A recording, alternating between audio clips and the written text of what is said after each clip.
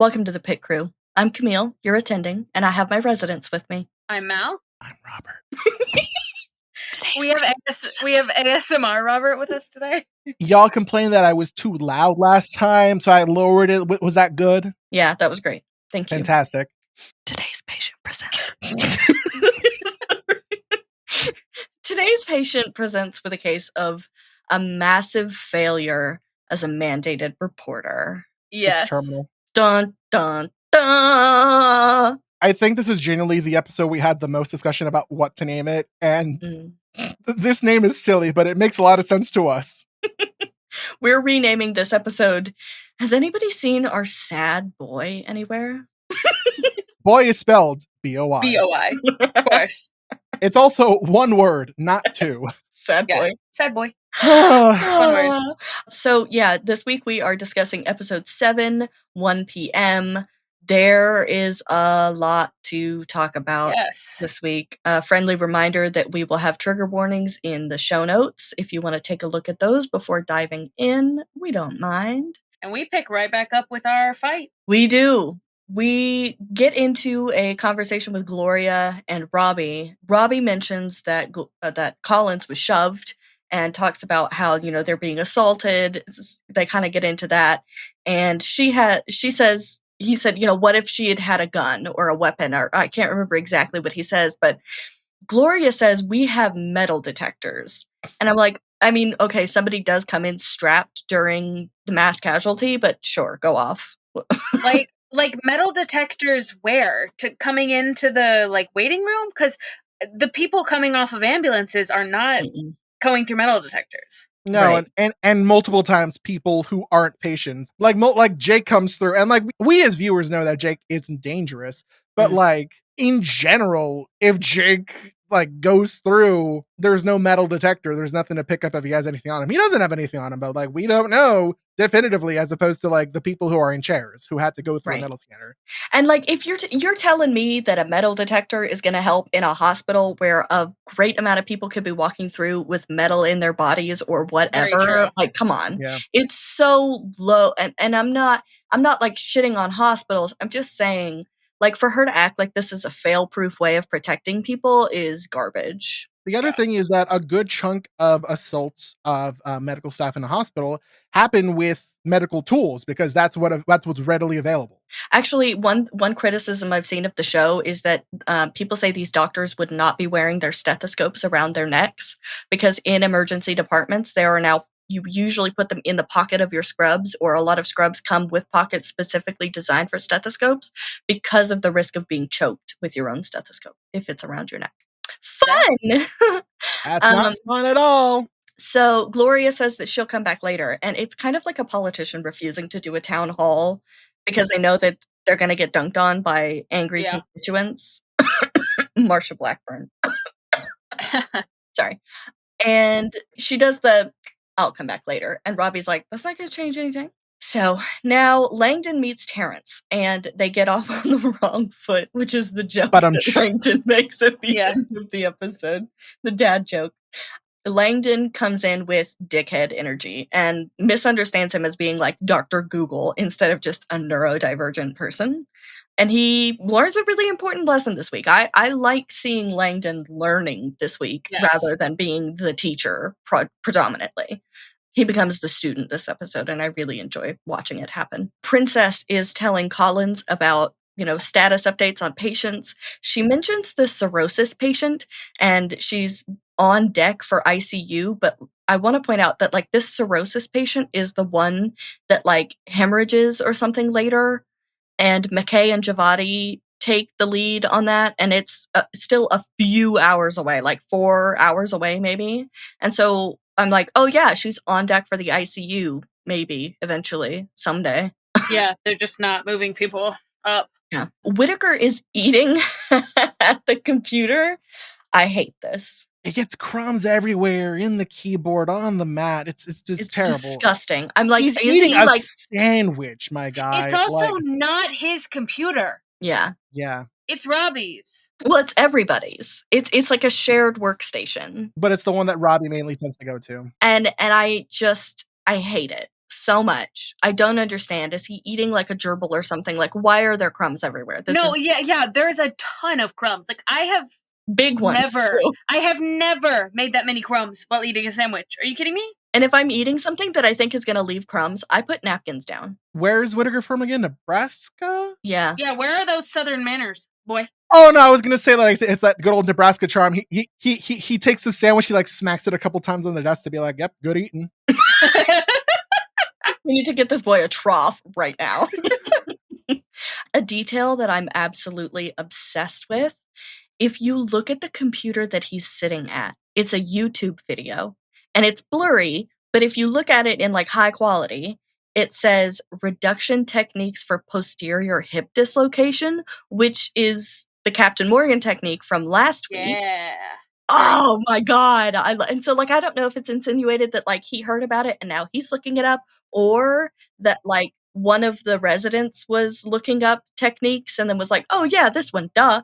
Because like doctors don't immediately know everything. They do have to sit down and be like, okay, wait a minute. It is comforting to me to think that doctors don't know everything and are consulting the sacred texts, aka YouTube. Hell yeah. It's really just funny to me because like logically, yeah, number one, he's still a med student. So like, yeah, I'm not expecting him to know everything. He's a 4th year med student. Okay, whatever. He's gonna like take his finals, whatever the fuck that is for doctors, and he'll prove himself a doctor, blah, blah, blah, blah. The thing for me is that like if I saw my doctor look up a YouTube video on how to perform the thing they're about to do on me, I'm gonna be like, bro. That would be pretty unsettling. It'd be really fucked if they're like, don't, you know, if it's like a really complicated technique, I'm like, are you sure you know how to do it? And he's like, yeah, don't worry, I watched the YouTube video. What? Ah! It's giving a little bit from the first Avengers movie when it's like, when did you become an expert in, what is it, like thermonuclear physics or whatever? And it's like, oh, last night. When did you learn how to do the Captain Morgan technique? Oh, 5 minutes ago on YouTube. Yeah. Meanwhile, I'm just sitting here thinking, I'm not messing around. I'm doing important stuff. Myrna wheels up behind him and he's like, hey, pussycat, can you uncuff me? I need to use the bathroom. And he's like, I don't think I should. She's like, oh, I only use the cuffs so that no one steals my wheelchair. And I'm like, what? More specifically, she's like, oh, don't be a pussycat. I only use the handcuffs so no one steals my chair. And then thankfully Dana comes to the rescue and she's like, Myrna, you need a bedpan? And like wheels her away. The look. Oh my God. The look. Oh, fury in her eyes. Scary. Boy, oh boy. This woman can and would kill me. Yeah, absolutely. The more, because it's not brought up for like another 3 episodes, I think, but when Dana gets punched and Myrna's like, to find the guy who did it, I'll make it look like an accident. I believe her. I love the cackle. She's like rubbing her hands together and she's like, and I love it. I feel like Myrna only kills men though. Good. No. Instead of you got murdered, it's you got murdered. Yeah. So we cut back to the Wheelers. And Robby says to Dana that he doesn't know what's left to say to them. And I just have this thought of like, Collins does. You don't have all the answers just because you're the attending. Yeah. Like Collins knows what to say. She'll figure it out. She gets it figured out. We're also still trying to find Rita, Ginger's daughter, because Mel is so worried. One of the funniest things in this show is when, again, Santos and Mel like meet up for a second, and Santos is like, hey, Mel, what's that short for? Melanoma or melatonin?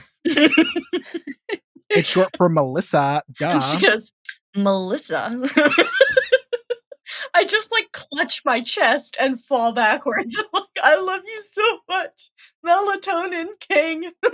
Santos does clock that like Mel and Langdon are hitting it off. So she's like, hey, Mel, have you noticed anything suspicious about him? And Mel's like, oh yeah, he's like, she gives it a second to think. She's like, well, like something weird. He sweats a lot. You're getting heated because I'm like, stop fucking gossiping. Stop gossiping. Stop trying to find like little like, ooh, I'm gonna try to build a case by finding other people who also stop it.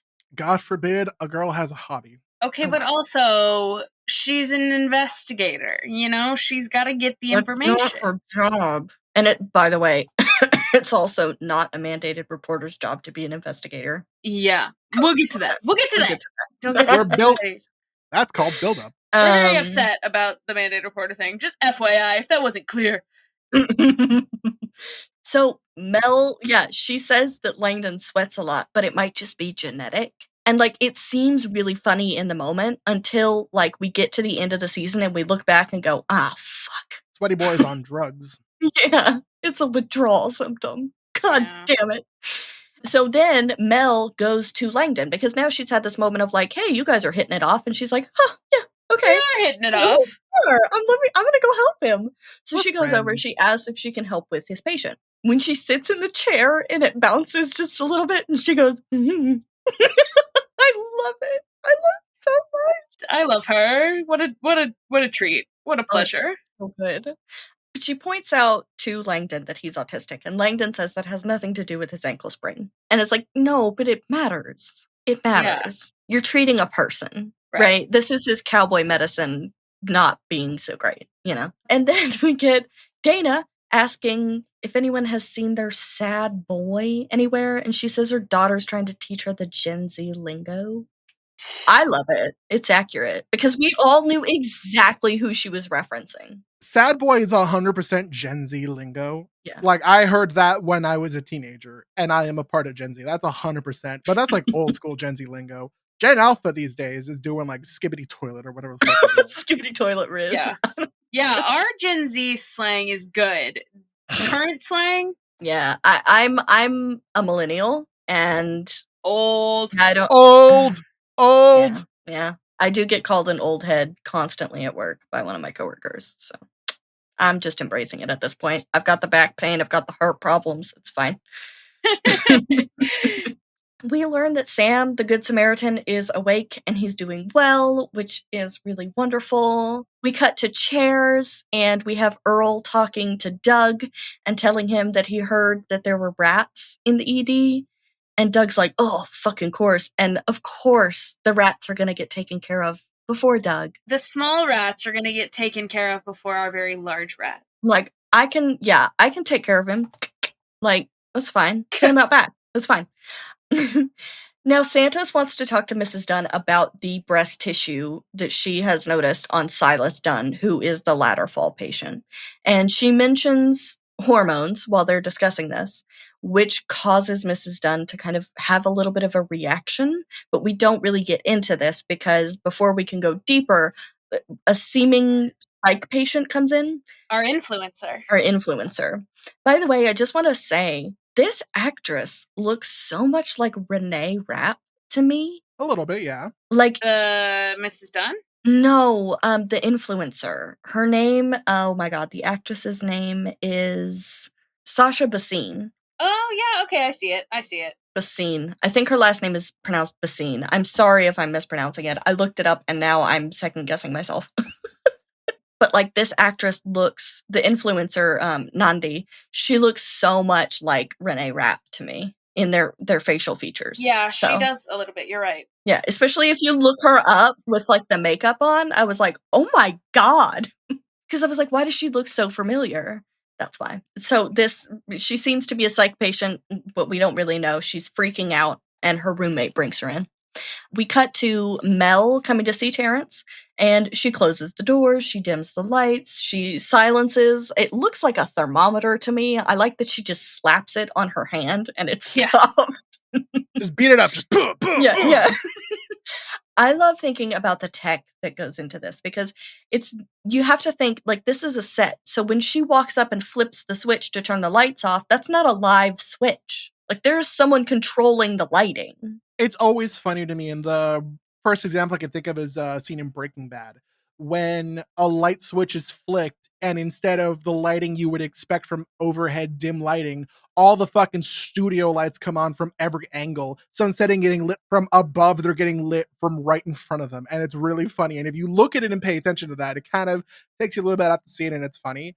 But that's not the case in this scenario because all we're doing is just turning off the overhead lights. Mm-hmm. And they have enough lighting. Here's the thing about cameras, because I'm like a minor YouTuber person, whatever, and I've learned a lot about cameras and lighting. The only lighting that I can definitively see that they have from the outside. So I'm maybe thinking that they have some extra lighting in the room they're in, and they color graded it to make it look dimmer. Well, I actually think so.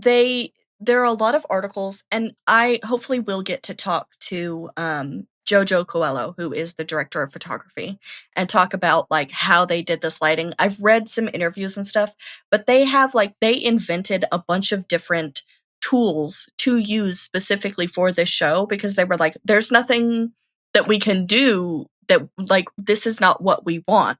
Also, I really like, if you go to her Instagram, Jojo Coelho has posted like her lighting plans for different scenes. And it's so fascinating to just look at what she sees when she looks at something. Like, it's crazy, because there are like outdoor scenes where her notes, she's like, we need to ask the city to turn these lights off, like these street lights off, and we'll do the lighting ourselves for this scene, because that's not right. It's like, it's not good for the scene, whatever. And it's so fascinating to me. But I'm struck by the fact that like, that is not a live light switch at all. Lighting is so crazy. I want to make a joke because you're like, oh, they made some invention. I'm like, I guess they invented light. So Mel's doing a good job with Terrence, and then Langdon comes in, fucking everything up, busting the door open. I love how it does get noticeably quieter when she shuts the door and noticeably louder when he opens the door. That's good attention to sound detail. Langdon still is fucking up communicating with this man, but Mel's knocking out of the park. She's like, he like, one of the things that he specifically asked is like, on a scale of 1 to 10, what's your pain? 10 being the worst. And he's like, 10 being the pain that I'm like the worst pain I've ever felt in my life, or 10 pain being like the worst pain a person could feel. And Mel's like, listen, just the fact that you're saying a lot of pain and you're able to put weight on it is telling us a lot. Yeah. I do think that the rate your pain on a 1 to 10 scale is not a very clear indicator, because, like, out of everything the person could feel, I mean, it probably isn't as bad as like falling off a cliff or like being hit by a bus, but like, it does hurt. Yeah. When I think of the 1 to 10 pain scale, I think about that line in The Fault of Our Stars. Yes, that's what I was thinking of too. Where Hazel's like, I would always say 9 because I was saving my 10 for a pain that was too much to bear. And like when Augustus Waters died, spoiler for that's the 10. Book, that was my 10. And I'm like, God, to be 2012 John Green and writing this. Meanwhile, I'm sitting here thinking of Mal. I don't know if you heard this bit of Brian Regan's, but it's the time he went to the hospital and got a painkiller because he like on a scale he said 8, and then he's like, I was feeling good. I was walking down the hallway like, say 8, say 8, say 8. I love that bit. It's so good. Sometimes I get nervous on airplanes. I'm glad Mal instantly clocked where that's from. Wait a minute. I don't remember. That's from John Mulaney. I was like, is it John Mulaney? She's trying to get Xanax, right? Yeah. Can my wife come? Anyway, okay. So Langdon is really impressed by Mel, like totally knocking this out of the park. She just knows how to communicate with him. Because she has practice. Yeah, and she's adapting in the moment as well. And you can see this in when she says, the verbiage about like averted or sprained or whatever, his ankle, and she, instead of using any of that verbiage, she just avoids it entirely and asks like a general question about what he's come in for, instead of putting words to it, which is a very interesting technique that I really liked. And so we cut back to our influencer, Nandi, and Whitaker is asking how you can do an exam on a patient that is as disoriented as she is. And Mohan says that you just have to observe as she moves and try your best to get a quick look. I really like when they exit the room to talk because they're trying to give her time to calm down for the meds to kick in. I love the detail of Javadi's pen light still being on while she's talking. And then in the scene, she notices that her light is still on and like clicks it off and puts it back in her pocket. It makes it so realistic, and I love that stuff. I have spoken to my partner many times about this show, and he's like, if you didn't have anything skeevy about like seeing blood and organs and shit, literally, you'd make a great ER tech, because they make a joke about ADHD later in the series. And for me, seeing like Javadi, absentmindedly having her pen on and then clicking it when she realizes, I'm like, oh, that would 100% be me if that worked. I'd be staring into my own flashlight like, oh, God damn it. Wait, sorry, no. Wait. I have 100% like, oh, I have like a flashlight pencil. Let me just shine it directly in my fucking eye. ow, it hurts, and now I see black dots. What happened? Yeah, the quote is later on. Langdon tells Mohan that she says, "Remind me again why we picked this specialty." And he said, "Because we all have ADHD and anything else would be boring." Everybody is thinking that this is a psych patient, but Mohan clearly is getting a different vibe. And I also wonder, she's doing this retrospective of treatment of patients of color in the emergency department. And I wonder if that's part of why she's picking up on this and seeing it differently and willing to go against like the natural way everyone is deciding to think about this case. And so she goes against the obvious. And I wonder if it's because she has read about, patients and treatment that, wasn't appropriate because everybody just like didn't look deeper, Mm-hmm. Collins goes to check in on Christy. It's a brief moment. We go back to Mel, Langdon, and Terrence. The look on Langdon's face, it's like he's in a really good lecture. He's very impressed. He's mesmerized. Like, again, great face acting from Patrick Ball, because I buy it 100%. He looks so endeared in this moment. Yeah, he's impressed. I love that Langdon is also clearly like picking up on his own shortcomings, because he's intelligent enough to be comparing himself to Mel in this situation as it's happening and being like, wow, like I was not bringing my all. Like I failed here. And he asked Mel how she got through to Terrence. And she explains that Becca's autistic and we're on the spectrum, and that the ER can be a very overwhelming place for autistic people. And she has this moment of like her body like shrinks away from somebody walking through the shot with a cart of stuff. And it's like, yeah, girl, so are you. Yeah. Like you too, girl. Yeah, you're touch of the tism here. Yeah, for sure. For sure. Langdon asks about Becca, and Mel, answers the question, but then she kind of goes into a little bit of a story, which Langdon doesn't have time for because he really needs to pee. So Langdon gets to go pee. He's got that on Robby. And she's so cute, the way that she just is so excited that, like, we're connecting. Like, yes! I love it so much. Love her. She's feeling so good about herself. She's riding this high of, like, someone else has noticed that she's making good connections. She loves that. My friend was telling me the other day that every time she hears the word or the phrase people person, she thinks of geese goose. There was a meme that's like, I'm just not a geese goose, Geese goose. I'm just not a geese goose, So, but anyway, I just was thinking about Mel as a people person, and then I started thinking geese goose. Collins wants to talk to Eloise Wheeler, and Eloise says she'll get over it, as in, like, Christy will get over the unwanted pregnancy and the child that she is about to have to raise for the next 18 years of her life.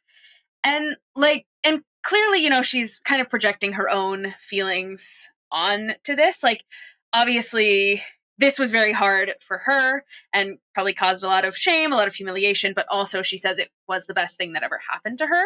Mm-hmm. And it's a very interesting, like, this is very clearly a mom who has not unpacked her own issues and then is, like, continuing the cycle with her own daughter, the way that a lot of moms can tend to do. She clearly hasn't gotten over, like, the humiliation that she feels about being a teenage mom, and now she's forcing her own daughter into it, and she's saying, like, her daughter's gonna stay in school until she's due, and I'm like, girl, the psychological... That's a lot. The bullying. It's, again, like how we talked last week about, like, how particularly... like baby boomers and of that generation, Gen X, whatever, are like, if I had to endure this, so do you. I don't want anything to get better for you. And like when you raise your children using shame to try to steer them away from making the mistakes that you do, it doesn't work. It actually is going to lead them right into it. Is this where we get the Collins saying, like, you're going to lose her? Yeah. She says that she hopes that Christy feels that her daughter or her child is the best thing that ever happened to her when she's ready for that. She's like, if you keep acting like this, if you keep on this path, you're going to lose your daughter. Like, you're going to lose that relationship. And, like, this is something that I feel with my own mom, because I think my mom has told me that I am her favorite child, but I know that I am not her favorite child. The idea that she has of me is her favorite child. And in her trying to preserve this, like, idea of who she thinks that I am, it is driving more and more of a wedge in between us. And, like, I really enjoy media that depicts, like, complicated conflict within like mother-daughter relationships. I don't know. I feel like there's a lot of media out there also that's like really great mother-daughter relationships, and I'm like, that's amazing. But also, like, my own relationship with my mom is really complex, and I wish someone would tell her, like, you have to stop this. You are going to lose her. Like, it's like I'm worried that if we go down this road, it is going to end up with like our like not being able to salvage this relationship. And so I just appreciate when there is someone like in a piece of media like this willing to Make that threat. yeah, like tell the mom like I get it. Like you want what's best for your kid, but also like you have to see your kid as her own person who can make her own choices and recognize that she is not you. It's what it's like. You could even just say, like, boil it down to, I've had open heart surgery before. That was the best thing for me. It was not the best thing for my mom. Wouldn't be the best thing for my mom today. Just because my mom never needed open heart surgery because she doesn't have heart problems doesn't mean that I don't need open heart surgery. You can't raise your kid to only get the good things that you got and not the bad things. Like that, it's not feasible. But I also appreciate being able to see, like, your mom or like a mom in general is not necessarily like perfect or evil, right? She is also a product of the same misogyny and systemic issues that you are. Now, granted, you and I are in different ages of it. Like, we're in this other wave of feminism currently, but our moms are also products of the same things that we struggle with, but adapted for their time. So you can't just look at your mom and be like, oh, she's evil. Oh, she hates me. Oh, she's, wrong, whatever. Like, but she's a product of what she went through. And it would be a lot more relatable if you'd sit back and think about it that way. But I mean, I think that applies to like every person ever. Like, yes, there are some people who are hateful and terrible, but for the most part, I think people are a product of the way that they were raised and the environment that they've lived in. And I just think like across the board, we would be better off if we were willing to recognize that in other people and recognize that like not everyone is coming from the same place as you. Like not everyone has existed in the same context you have. Like people are people. People are people. People do be people in. Then we have another STEMmy. We have another STEMmy that comes in, and Santos offers to help. Langdon does not want her help, but he says, Whitaker, come with me. This guy mentions joining his late wife. Whitaker has this look on his face like, oh my God, what have you got me into? And Robby's like, I appreciate the sentiment, but that's on our plans today. Then, he's flatlining. Basically. Asystole, baby! They want Whitaker to do chest compressions, and he's anxious about it, but Langdon tells him this is the best way to overcome his fears. And he's like, I don't think so. And I'm just like, who needs a gym membership? If he can just do chest compressions like that all day long, bro, he's gonna be like trapped up to the gods. He's gonna be feeling that tomorrow, guaranteed. Can you imagine? No, thank you. But Whitaker also then says he's not coming back, is he? And I'm like, Whitaker, shut up! Because he said this 2 episodes ago. He was like, I can't lose another patient. And they're like, shut up, Whitaker. Shut the fuck up, Whitaker! I know. My poor little Victorian orphan boy has been through a lot today. He's like, he's not coming back, is he? Langdon's doing a lot of great teaching, and they're going through what they thought was their first Hail Mary, which was the double shock. Shock. No, but before that, that was their first Hail Mary. The double shock. And then, that didn't work. And, they're like, well, that was our Hail Mary. And Robby's like, we got one more. We can do ECMO. We got a Hail Mary.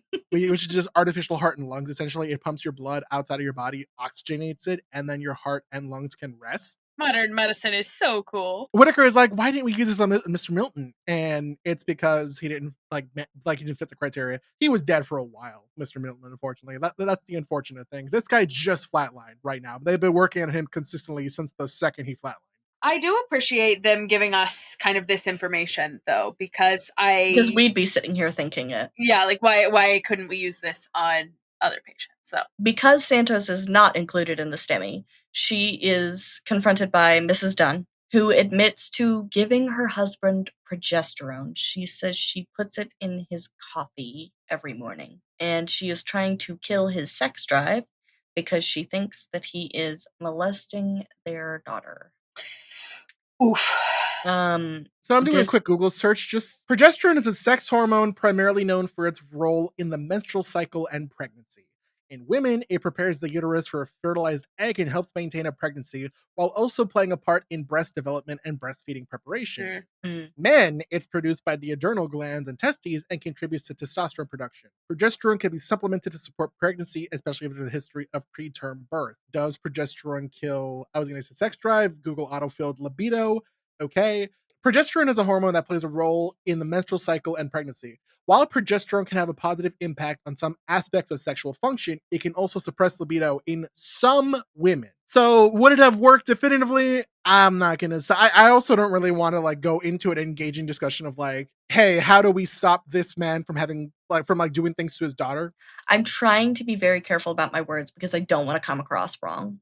But I want to make it very clear that like that's assault, isn't it? What, to give him the medicine? Yes, to be putting something in his coffee. Oh yeah, like this is very much illegal. Like this is it's a form of assault. Hold on, I'm getting a consult about progesterone. What happened? Oh Lord. Oh, so progesterone is sometimes used as hormone replacement therapy for trans women, and that in conjunction with estrogen could increase the libido in some trans women. So she's doing the opposite. Maybe kind of. Well, I mean, it depends on how it's used, but also like maybe don't be doing that. She's not also putting estrogen into his coffee. So if she was doing that, then that would be doing the opposite effect. Progesterone by itself apparently may lower the sex drive of some people. I want to see, okay, if I'm in the mindset of Mrs. Dunn and I'm Googling how to lower a man's libido, what do I get? You're just putting that on your Google search. Yes. Limit aphrodisiacs, incorporate anaphrodisiacs like licorice and spearmint. Yeah, because like where did she get this idea? I don't know. That's why I'm trying to like Google what she would have been Googling to get this answer. It's interesting that she suspects her husband of doing this awful thing and doesn't tell anyone, like doesn't try to get help elsewhere. Like she just decides to start drugging him. Doesn't feel like the right call. Because there are so many situations where, I mean, okay, so if you don't know this, the most dangerous time for a person who is being abused is the time in which they leave their abuser. That is the most dangerous point in a relationship with an abusive person, is leaving.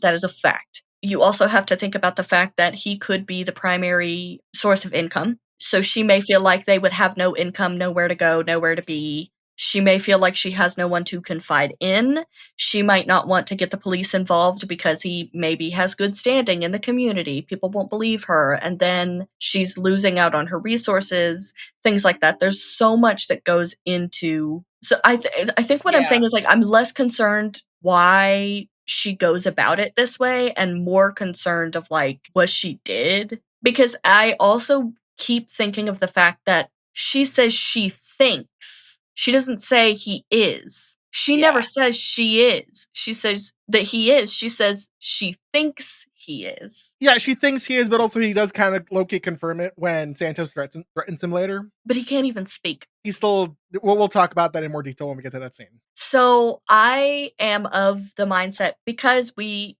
have this person who's being accused of something and never once gets to speak on it. And so that to me is one thing that I want to try to be very careful about, because I believe women. When women say something is going on, I believe women. However, I have this moment of like, it's frustrating to me because this is entirely one-sided. It's not even one-sided. It's like half of a side, because Alana doesn't speak on it.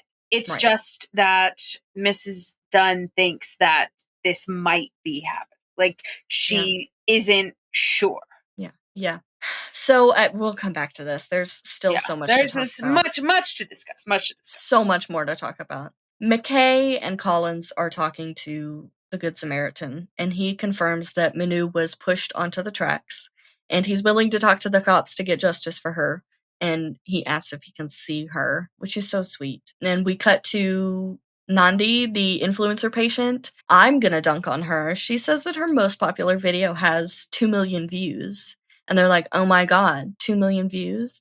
My most popular video has 24.4 million views. Yeah, I was gonna say, like, 2 million views is nothing. Like, If you go viral, 2 million is nothing. especially in the age of, like, TikTok, where you can have a video that gets millions of views and that doesn't equate to followers, or it's a very weird space, I feel like, with the social media content that we have now.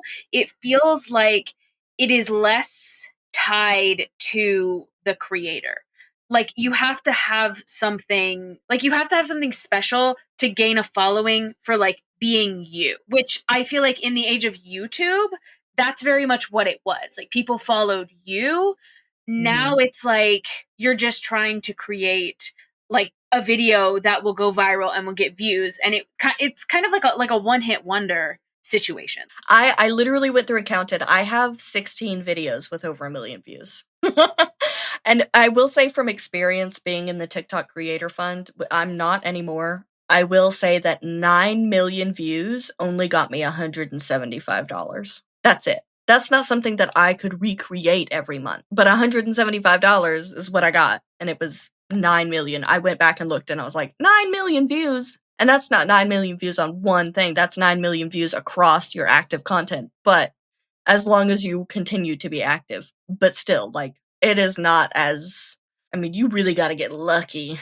Like, I don't know if they're trying to, like, emphasize to us that, like, this influencer is not, like, she's not big, or if someone who doesn't have any idea, like, what true influencer stuff looks like now. I doubt that it's, like, trying to tell us that she's not doing well. I think it's supposed to be impressive, especially because Javati is impressed by it. She is the TikTok generation, basically. But yeah, it definitely seems to be written by somebody who maybe is like, because I'm like, I got 16.1 million views on a silly, goofy interview clip, and then I have the other 14 videos of mine that got over 1 million views were like Grogu with Jasper the Doll voice over top of it. R.I.P. Jasper the Doll, by the way. Gone from TikTok, but always in my heart. Everyone's listening to this like skip. You'll so full of yourself. 2 million from the outside sounds like a ton. And like, because my best performing video I've done has like 1.7 million views or something now, which is like nothing in the grand scheme of things. But like, thinking about like 1.7 million people seeing a thing, that's a lot of people. That's a lot of people. It's like that 1.7 million people like putting eyes on a video is not the same as like 1.7 million people knowing who I am, you know? Mohan and this patient kind of both know that like something's not right, and Mohan digs into the mystery of it. And I've talked about this before, but again, this scene, we have 3 Desi women, and Supriya said in an interview for the Nod Mag, quote, "I know I've lost roles in the past because they had another South Asian person on the show, and it always just makes you feel in a weird way like you're competing with other South Asian people, but I don't want to feel that way. I don't want to feel like there's one seat at the table and we're all fighting for it. And also, who's setting the fucking table, you know what I mean? Who decides that there's one seat?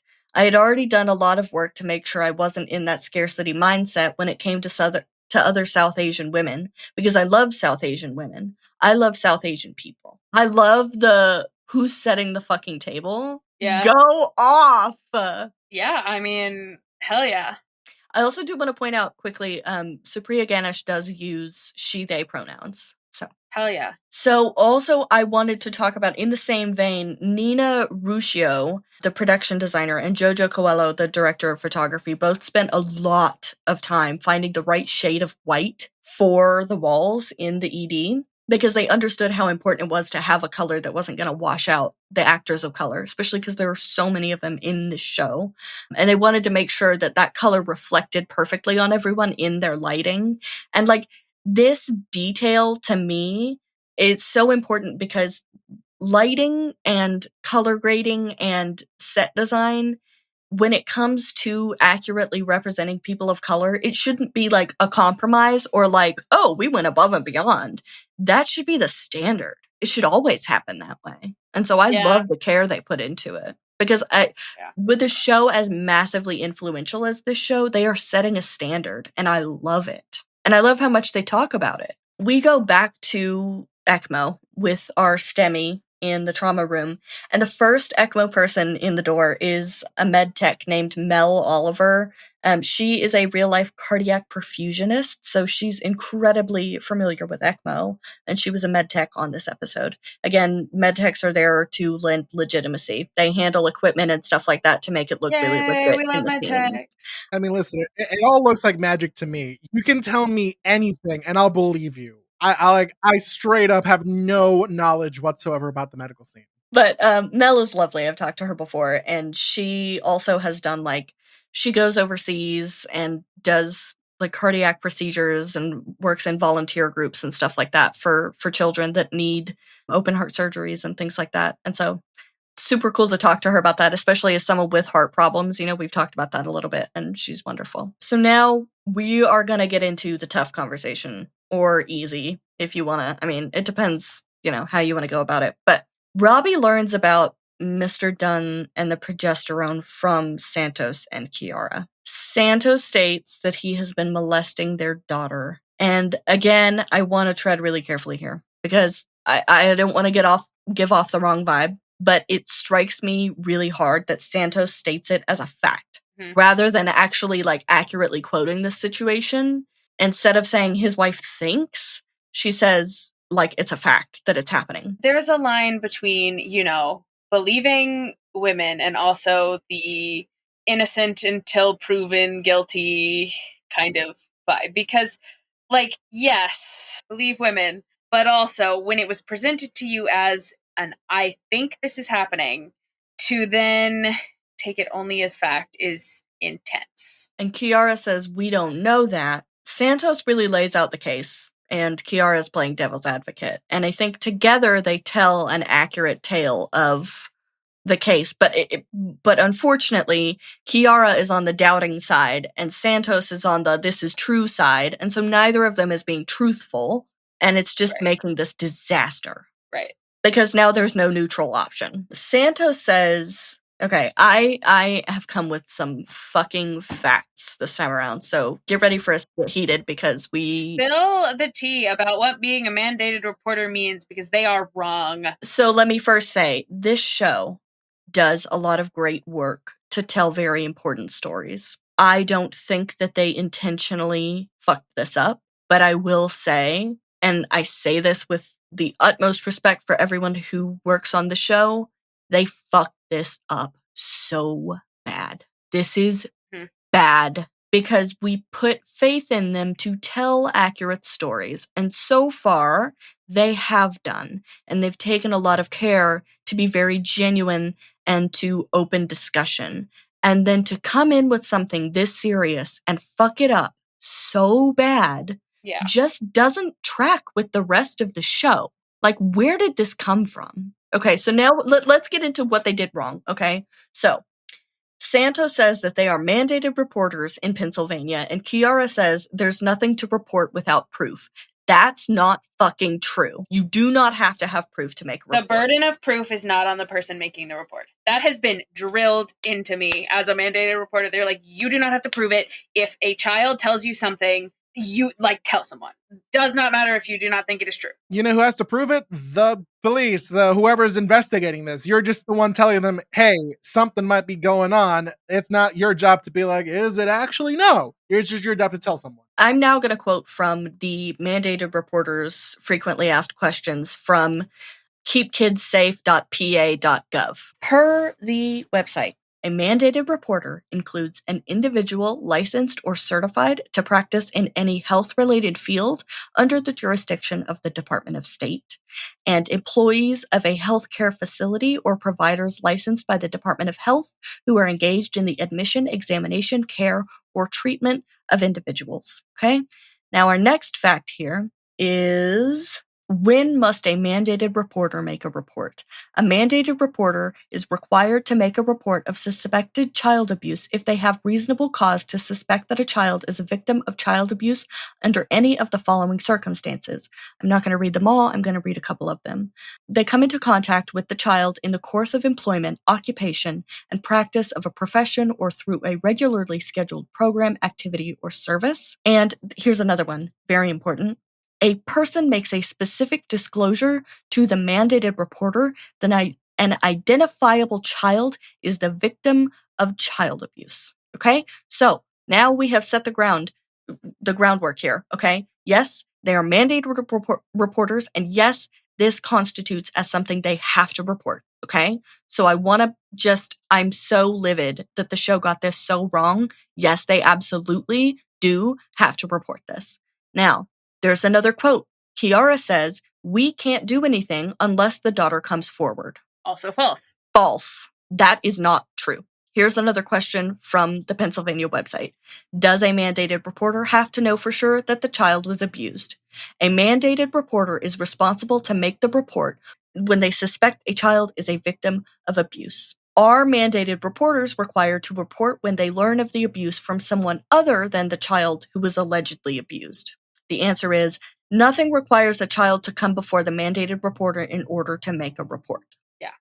This is such an easy fucking Google search. No, the child doesn't have to be the one to say anything. It's definitely one of the, there are a lot of complaints some people have about the show that I don't agree with. This is definitely one of the ones I do. Yeah. And it is just like in the situation with David, it is always better to make the report and have nothing come of it than to allow someone to be hurt. There's a podcast that I listen to called Morbid because I'm very much into true crime. And they always say, there are so many people who don't report certain things or wait too long to report certain things, and they should have done it sooner. And one thing that they're constantly saying is, you will never regret having overreacted in those situations, but you will always regret underreacting. And all my love to the people working on the show, I have made so many wonderful connections with these people. I'm not trying to shit on anyone personally, but what the hell is this? This feels, for a show that has taken so much care with so many tricky and controversial subjects, this feels irresponsible, and it feels out of character for this show to get this so wrong. And the fact that they're oh, we don't have to report this suspected child abuse. However, we do have to report this woman. And I'm oh, fuck you guys. Yeah. Yes, report her, but you also have to report this child abuse. What is wrong with you? Are you so fucking jaded? What's the point of having a fucking social worker if you're not going to do the bare minimum? Yeah. They don't have to be investigators. That's not the fucking point. Yeah. And so, I'm 100% on board with Santos in this moment. She's fucking furious, as she should be. 100%. She doesn't want to talk to Kiara. I wouldn't either. No. And she also says, what, are we just going to wait until she comes back in here as a victim of incest? I almost think that, I don't necessarily know the rules for Pennsylvania because I don't live in Pennsylvania, but I've been told in my job, I don't have to make the report, but I do have to tell someone who is above me, and they will make the report. So if I were to, if this exact situation happened to me and a parent came to me and said, I think that, my child is being abused by their father, and I went to someone above me in my job and they were like, no, we don't have to report this, I can also make the call myself. Santos could report this herself. It would just sort of be in the same realm of what happened to McKay, where Robby would, I don't think that's happened yet, has it? Where Robby would be you went above it hasn't happened yet, but yeah. She calls the police. You went above me, and the next time you do it, I will bench you, but this is still a teaching hospital. I don't want that to be the fucking lesson in either scenario. But I also think sometimes you can recognize that the people above you are making a bad call. Yes, and that is how we get systemic change, is by looking at the people with more experience that have been around longer and how they're handling things and going, well, gee, that hasn't really worked out for you, has it? And it's so disappointing. We are all sitting we look so surly right now. Yeah. My cat is you're upset. I'm going to sit in your lap now. He's trying to take care of me. He reported me. I know, I'm arms crossed. And we there's still more to talk about, by the way, for this. Because then we have such a sweet interaction between Sam and Minu. Yeah. Like, she has no idea what he's saying, but like somehow also she kind of does. Like, they have like, there's a very human connection there that I just think is so precious. They connect even without being able to communicate. And she offers him this small idol of Vishnu, and she says Raksha, which is a Sanskrit word. I Googled it because I was like, what'd she say? I Googled it, and it's a Sanskrit word that means protection or to protect. And Princess explains its meaning. Lovely. Which is honestly so sweet, this little interaction. We then also cut to like Langdon, who's again being a good teacher, teaching Whitaker about ECMO as they're observing it, teaching us too about what it does. We get those reprieves, but now we are back to Santos. She sees Alana watching her dad, and she approaches her and she says she goes in if she wants to. And this whole situation is a swing and a miss because Santos Yeah. is now up Schitt's Creek without a paddle because the people she is supposed to rely on have failed her. And so now she is flailing and trying to do this herself, and she's not doing a good job. Yeah, unlike McKay, she does not build the rapport and she does not meet Alana where she is. Like, from the second she's like, oh, so high school, your mom said high school is pretty tough for you. Like, ugh, Yeah. She's like, your why mom would you said high think that school is that's tough going to for get a you. Like, good must like, really suck when your home life is shit. And it's like, whoa, I'm like, where are you coming from? you don't know her. Like, you gotta, Yeah. that is a thing that's gonna take time. Like, you gotta Mhm. talk to her and get to know, like, oh, what's your favorite class in school? What kind of things are you involved in? What are your favorite things about your relationship with your father? Like, start on the positive note because she, like, very clearly is being groomed to think whatever is happening is normal. So, like, this kid very obviously cares a lot about her father. And like, you can't just come in and smash it with a bat. She would need like a licensed therapist or social worker or someone who actually knows how to like handle this in a way that Santos cannot. Mm-hmm. Yeah. She just has to build that baseline trust. And she did not. She immediately she immediately went way too hard. He doesn't need surgery. He's just going to go to ICU. But there's just like so I kind of understand where she's coming from because she's flailing. She doesn't have the finesse that McKay has. She's gone to the people that she thinks she can trust, and they've failed her. And she doesn't have other connections to rely on because it's her first fucking day. Yeah. So, and that's also part of the reason that you make the report because, in an ideal world, they send someone who has those skills and can talk to this child and get to the bottom of what's going on. And Alana is showing signs of like not being comfortable talking to Santos. And Santos just keeps pushing. And Alana leaves to find her mom. And Santos is like, no, wait. And I'm like, are you worried that you're about to get tattled on? Or like, I don't know. It's just a whole mess. I also find it rich that we cut to Robby telling Mohan that being a good doctor is knowing when to dig deep and when to move on. And then he immediately walks into the Bradleys again. Because, like, we have known since Nick Bradley came in, essentially, like, we have been shaking our head when someone asks, is that kid gonna make it? And yet here we are at like 12:30 finally telling the parents that like he's not gonna make it. 4 hours later, like, and I'm like, you're running up their medical bills, bro. Jesus. Yeah, they've paid a lot of money for their son to come here and die and lay here. Yeah. But Lily still isn't ready to consent to organ donation. She's not happy about it. I would like for her to give me more of an explanation as to why she is against it. It's her baby. It's just grief. It's just like you think a lot of different things through grief. I think it's just not wanting to disturb this precious baby boy of hers, I think there's something really brutal about medicine. And it's like organ harvesting. That's just such a morbid, Yeah. And when I said that, I was thinking from the context of like I have had this conversation with my mom before. Just it was when I was getting my driver's license because you could check the organ donation box, and I was like, did you do this? And my mom was like, yeah, because if I'm gone, like I don't need the organs anymore. And I was like, well, I'm gonna do it too. And so I feel like in theory, my mom and I are on the same page, but neither of us have been faced with the like reality of this situation. And so that's it's clearer to me in talking about it. So just, yeah. So Mohan discusses Nandi with Collins, and Collins says that Robby is off today, and we have already discussed this. So insubordinate, so harmful to patient care and team morale and like everything.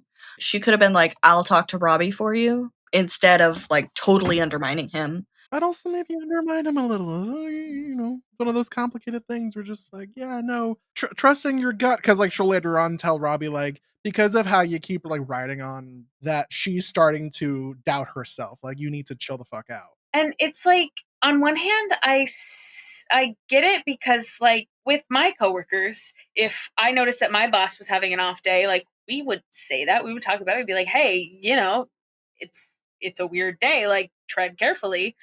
It feels off in a way that I cannot explain. I'm like, lives are at stake here though, so maybe let's not do that. You know, like maybe let's have a bit more finesse about this.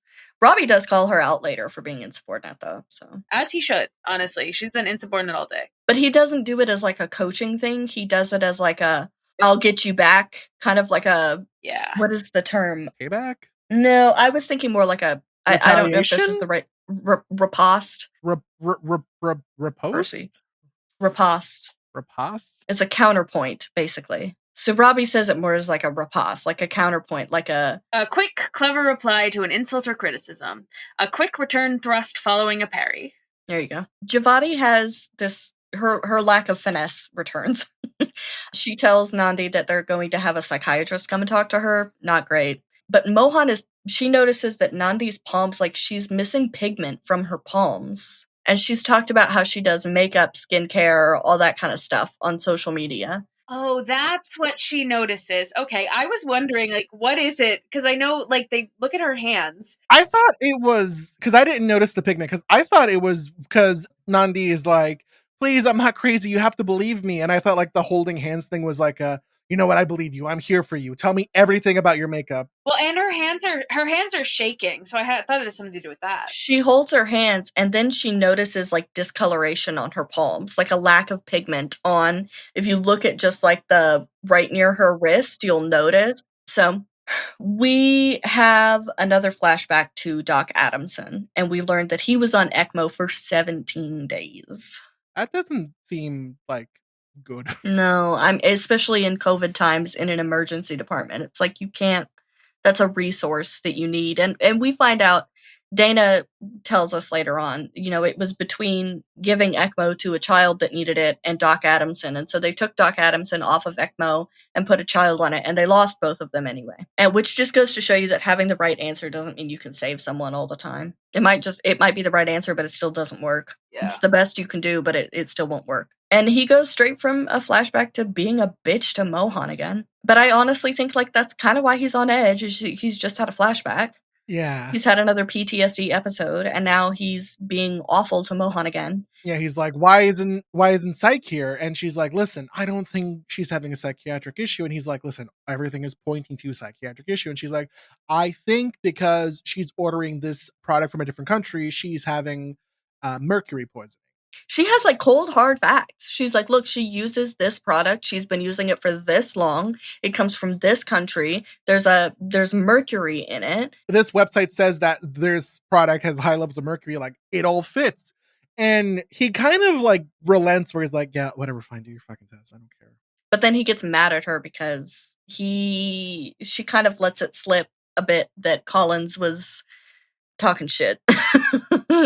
We're back with Terrence, who's getting discharge instructions from Langdon, who makes a bad dad joke about getting off on the wrong foot. And Terrence is like, yes, no, I understood your intention of making a joke, which I thought was that was a burn, my God. That was great. Terrence asks for Mel because he wants to say goodbye, and he's like, she's a very good doctor. By the way, if you're ever down in my neck of the woods and you want to play, if you want to play table tennis, I'll show you how to play. And Langdon, like, you know, shakes his head politely. He's not going to fucking take him up on that. He's like charmed. But it's sweet. He doesn't interact with patients like Mel does. And so he's getting to witness how Mel does. And then he's getting to kind of like be a part of it. And he's impressed. He likes it. He's like, oh, okay. It would be funny because oftentimes, because like we know season 2 is going to pick up right while he's several months into his rehab program. No, it's his first day back on the job. After presumably doing rehab and other things, correct? Yeah. One of the things that is often recommended to people going through rehab is to pick up a hobby. So it would be really funny if in season 2 we find out that Langdon picked up table tennis as a way to like distract himself from Him doing and Terrence drugs. back to back with their arms crossed and little paddles in their hands and like sweatbands around their foreheads. Langdon would never get a 2000. Terrence will. I believe in him. But he's cute though. If that ankle is not a career-ending injury, I think Terrence will get his 2000. Yeah. And then we go back to Robby and Colin to have a confrontation. Colin is right that he's wrong and he has a bad attitude and he shouldn't be here if he's going to just shit on everyone. Robby counters and he's like, you let fear make your decisions and you have no respect for your superiors. And she's like, superiors? Yeah, I let you get away with a lot of shit here, but you need to remember that you're a resident. I'm the attending. I'm like, well, then you shouldn't have been having sex with her. Just, Yeah. Yeah, that. And then she rightfully hits him back with like, you're absolutely right, Dr. Rabinovich. Doom. Honestly, the hooking up created a very weird dynamic between these two, and not for the better. So Mr. Dunn is going to be admitted to ICU, and Robby does a really fucking shitty job of telling Mrs. Dunn that Santos talked to them, because he does this like gesture thing as if they're like consorting or something, and he's like, Dr. Santos filled us in on your conversation. And it's so flippant and just, it made my stomach turn. Yeah, it's very interesting, the cases that he gives so much care to versus this. There is like no care taken here. No compassion. Like, where the fuck is his compassion? Dr. Robby kind of hates women, I'm not gonna lie. In a way, I just like so many of the things that he does are so anti-woman. And I'm joking mainly when I say that Dr. Robby hates women. Obviously he doesn't, but I just like so many of the things that he does throughout this season. I'm like, bro, where the fuck is all this compassion you have for disturbed David? boys and men? Where is that for girls? Yeah. And women? Like, what is wrong with you? I don't like it. I don't like it. It makes me mad. But they tell her that they're going to have to report her. In all of these situations, there are girls that are being harmed by the person that he is feeling sympathy for. Like, and I mean, maybe not directly yet with David, but like there are girls who are in danger because they are on this list. And there is a young girl who is very likely being harmed by her father that like, and he's dropping the ball in both cases. Yeah. It's so obvious to me, like now watching this show and going through this episode, how much we bounce back and forth between things, because it almost makes it hard to talk about, but I'm kind of glad for the reprieve so that we don't go too far. But it's hard to let go of these conversations and then talk about something else and then come back. Yeah. But so it's horrible bedside manner. Terrible. Kiara is disappointing as hell. She provides no support. She says, I have things if you want them, and then gives her nothing. She doesn't empathize or anything. It's just confusing to me. Like, again, it is out of character for this show to not treat this family with compassion. Like, I don't understand dropping the ball so hard here. It feels out of character. Robby wants Mrs. Dunn to handle this, quote, the right way. And he's so gung-ho to defend David, even though his mom didn't handle it the right way. And again, like, he's just more defensive of boys than girls. Teresa didn't handle it the right way, but he's fine. He's defending David all up and down and all day long. I mean, Teresa also did it to herself and not another person, which does add an element of complexity to it. But I do think it's very interesting the way that things parallel themselves in this show, and you can kind of compare. And like, you don't even think about it until you're discussing it with people, and then you're like, oh, holy shit. I hope that people are listening to this episode and going, oh, holy shit, when they hear us talk about it, I hope they're like getting a new perspective and picking up on things that they didn't think about last time, Kiara, again, like I said, she offers to talk to Santos, and Santos shuts that down. She does not want to talk to her, and that's valid. Totally valid. Mel is outside. She's cheering herself up by looking at photos of herself and Becca on her phone. Cute. Which is so cute. She clearly misses her a lot. Like, it's implied that it's very new that Becca is in a care facility. So Mel presumably lives alone, and she misses her sister. Like we talked about with Tal, they're twins. Yeah. I mean, at least that's how they were written originally. So she's trying to like live without her twin sister physically there with her, and it's hard for her. So Langdon comes out to find her, and they have this adorable moment to me. I love it. He says that she's good at helping people. She's crushing it with her patients. She's even taught him a couple things. Some people have said that they find this scene creepy. Hey, I think it's just fine. It's fine. There's nothing creepy about this to me. I think it's the most adorable thing. No, it's sweet. Also, some people have wondered if, like, because he put something in his mouth in the scene, and someone was like, oh, he's popping a pill. No, it's a peppermint. Remember, Dana was offering mints. Yeah. Continuity. She gave Langdon a mint because he smells like shit. You know, on the topic of continuity, this is another one of my very favorite details in the entire show. Watch Langdon as he walks into the ambulance bay, and we cut to looking at Santos, and it's perfectly timed that he is walking into the ED in the background to line up with the previous scene. Amazing. I love that because for me, I'm sitting here thinking, he could have been in his trailer. He didn't even have to be on set for this. But here he is on set, hair, makeup, costume, just to walk in the background. That's amazing. And now we're going to get into another thing that I feel very passionately about. The finale of this situation. The crescendo. Yeah. Santos is, for lack of a better word, like staging an intervention. She brings Ahmad, the security guard, with her, and he knows nothing about what's going on. She just says, stand here. Stand here. She's using him as a prop. And she comes in, she accuses Mr. Dunn of molesting his daughter, and she calls him a piece of shit. And his heart, we can hear, is racing because he's got the heart monitors. We can clearly tell by, I'm not going to repeat what she says, but we can clearly tell by what Santos says that she has been through some really dark shit. She is not coming at this without experience in this situation as a victim or a survivor. She basically lays out her terms. Don't ever look at your daughter, speak to your daughter, touch your daughter like that ever again. And she says, blink once if you want me to let you die, and twice if you agree to these terms. So I want to make it very clear. She just threatened to kill him. Yeah. It's a little far. People love this scene. I don't. I love it in that the acting is great, but I fucking hate this scene. This is so out of line. Yeah, it's very much her own experiences bleeding into a different situation, and take it a step further, she also threatens him with prison and being raped in prison. That's definitely not good. It makes me so mad because there is no tit for tat here. You can't just be like, oh, you've sexually abused someone, so now you get raped. It's not a fucking joke. Right. It's not justice. And if we live in a society where we do tit for tat, then none of us have tits. Okay? We all lose our tits. I will say, one of the things when I first saw this scene is that I swear I've seen similar-ish scenes in like House or Grey's Anatomy or whatever, where like one of the doctors threatens a patient. It always comes back to bite them on the ass. I'm so surprised that this is the last time we see this guy.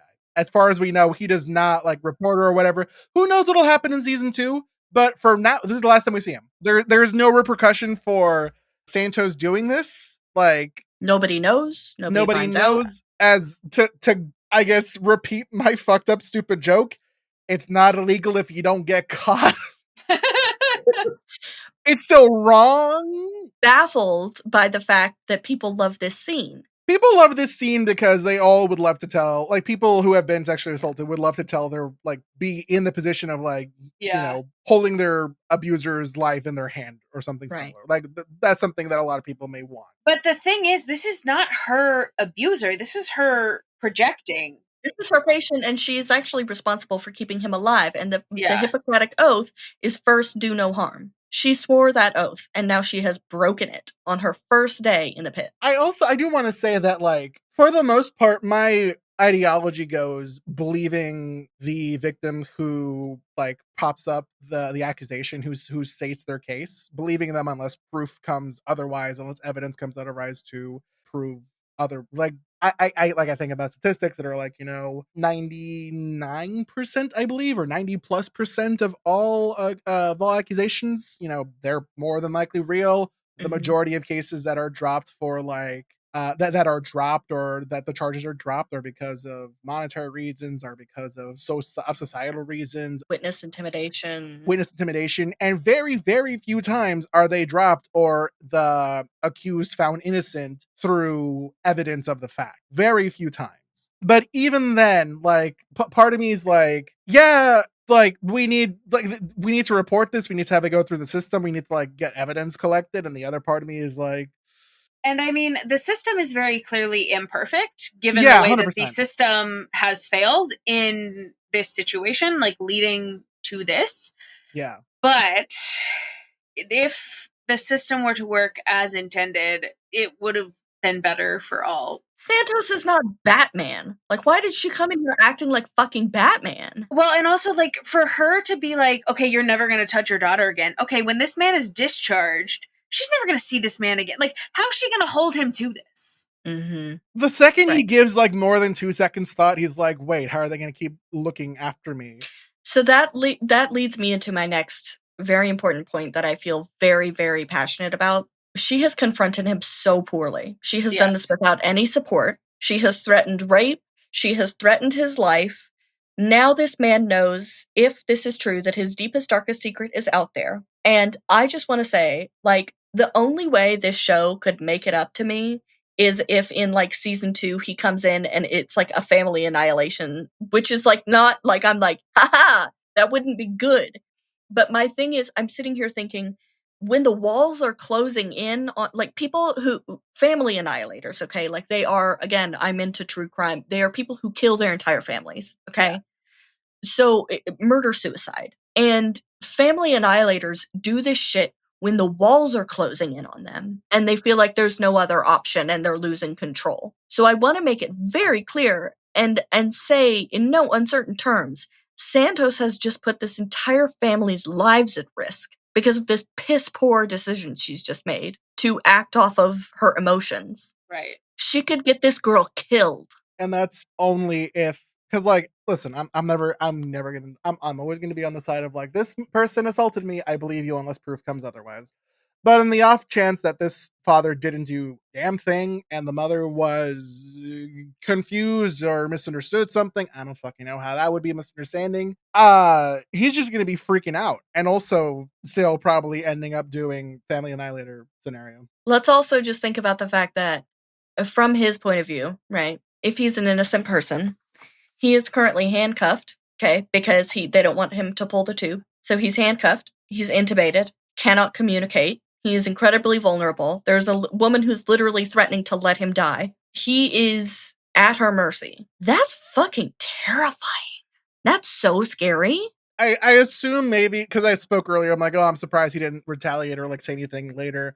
I presume he remains intubated probably at least for the rest of her shift. Yeah. Yeah. At minimum, at least for the rest of the day or whatever. So, like, he can't physically say, hey, this, if he is innocent, hey, this crazy doctor lady person threatened my life. Like, he can't do that. Yeah. It's like, we want this to be kind of a girl power moment, and it's just, like, the rest of the episode falls flat. Yeah, when you give it more than 2 seconds of thought, because I will admit, when I first watched this, I was like, yeah, go Santos. And then when I started to really think about it, I was like, ooh, that, yeah, I actually don't like that. She looks at herself in the mirror in the morning and she's like, first, do so much harm. But, like, threatened to kill a man. Given the evidence that is presented to us, like, just he goes in the bathroom when she's taking a shower alone, I'm like, I believe that he did it. Like, I do believe. Or there's something inappropriate going on. Yes. There are boundaries that are not being properly set. Yes. And also, just like I feel like her reaction is a little bit odd to me. Just like I don't know, the way that she is, like, just seems, not that you can't be close to your father, but I'm just like things are definitely weird, and it definitely warrants an investigation, which should have happened when things were reported as they were supposed to be. So it's like you just see the ways that this has spiraled out of control. And I will say I don't think that Santos would have done everything she just did at the end here if she had been taken seriously and people had done their fucking jobs. Like, to talk about, this is like along the lines of cowboy medicine, this is like vigilante medicine, because Batman medicine. she wants to like solve this herself because the system has failed. And it's not great. It's not great. Admittedly, not great. And I mean, that's not to say that things would have gone perfectly had they reported it, because, you know, a lot of abusers are very, very good at covering their tracks. And sometimes the system just fails, even if you do report it and everything.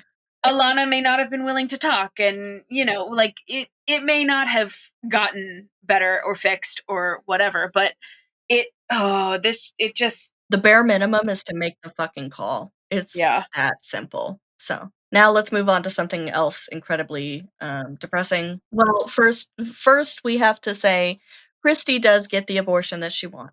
Her mom does allow it. Her mom does not look happy about it. But she still wants it to happen because I'd rather have my daughter than not, I guess, is the lesson mentality, whatever. Yeah. Yeah, I would rather have the daughter that I know and have loved for 17 years than this like idea of a baby that could come to be. Like, so like the thing that always gets me about the abortion debate is that we're so willing to like sacrifice the real human person who is in front of us right now, who is the whole this life young girl, for the idea of a baby that may happen. Like, you're sacrificing a person for a hypothetical, essentially, and it's crazy. Yeah. But I am glad that her mom kind of saw sense and allowed her to make her own decision. I think. I don't know that she saw sense. I think she just relented. She just relented. Saw sense, at least, with the like, this is going to very negatively affect my relationship with my daughter, and like, sense in that way. Not that she like agrees. And then, speaking of parallels, not only is Christy's pregnancy ending, so is Colin's. You know, kind of have both these pregnancies ending at the end here. And so Colin's is in pain, goes to the bathroom, and we see the evidence of a miscarriage.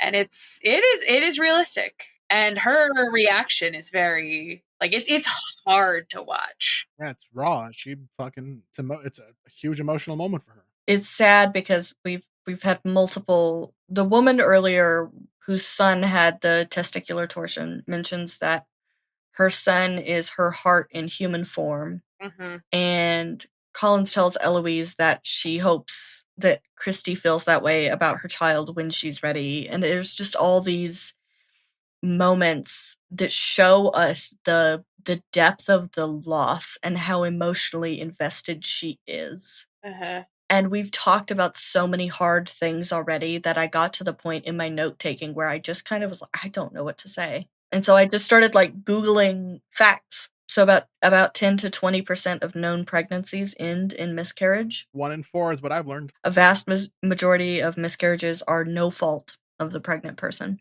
A miscarriage is a loss of pregnancy up to 20 weeks. After 20 weeks, it's considered a stillbirth. And less than 0.5% of pregnancies after that 20-week mark end in what's called a fetal demise.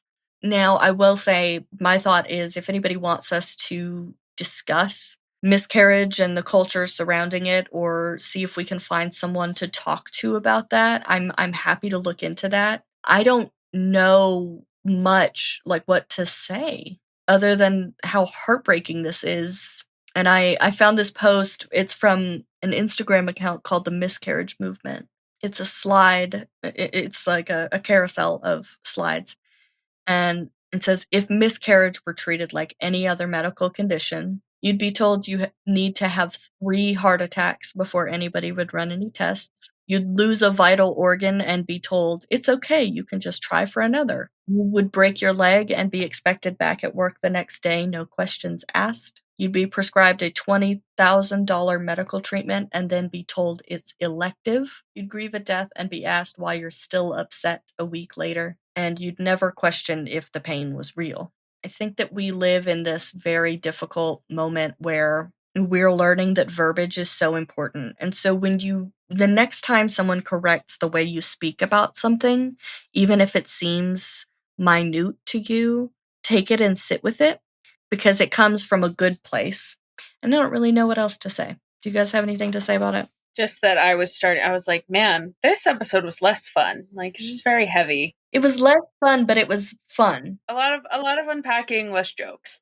Yeah, I think there was a lot of heavy stuff in this one.